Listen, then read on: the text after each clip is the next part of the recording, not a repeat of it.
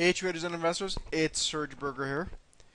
What I'm going to take a look at today is the Russell 2000. The Russell 2000 has showed relative weakness over the past, let's call it the past 2 months versus the particularly versus the Dow, and that's something that kind of divergence is what we want to see when we start seeing more significant calls for the top of a cyclical bull market.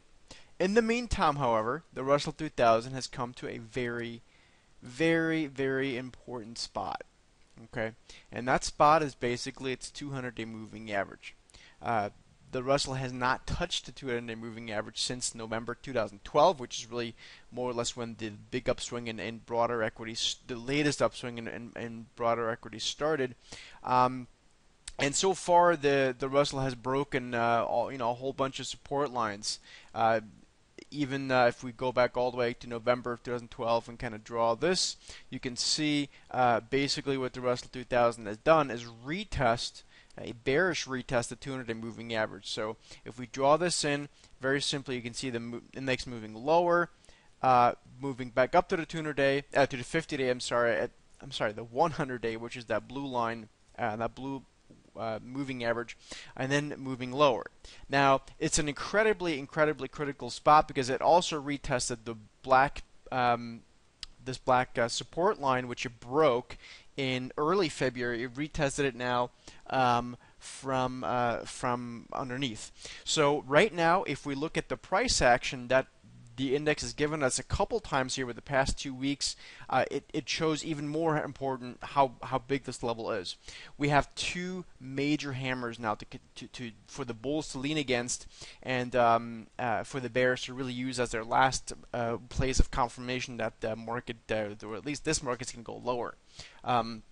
So these lows of the 15th of April, and then a low from yesterday, which was Monday, April the 28th, are really the lows that the bulls can lean against if they want to, if they're inclined to do so. From my perspective, I'd like to see some sort of a follow-through buying day here at some point over the next couple of days or so. And if I were to see that, then I'd see more confirmation that this 200 moving is going to hold.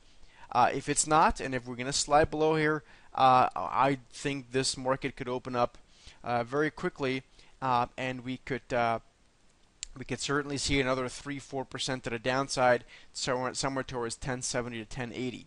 A measured move of this sort of retest, would certainly take this index actually quite a bit lower. But I think for the time being, that would be a good downside target. So again, if we break below the lows of yesterday, or in particularly the lows of the 16th or 15th of April, then I think we're heading lower. Otherwise, the bulls, if they get another confirmation, they can probably lean against those lows to the long side for a move towards the 50 or 100 moving average up here. So that's how I'm using technical analysis, but really through the lens of psychology, because these sort of bottoms here, these capitulation of the bears, are telling us a lot, as is the retest of this broken support line. So we're at a very tricky spot. Hope this makes sense. As always, if you want to follow the trade alerts in real time, we're up 11.25% year to date.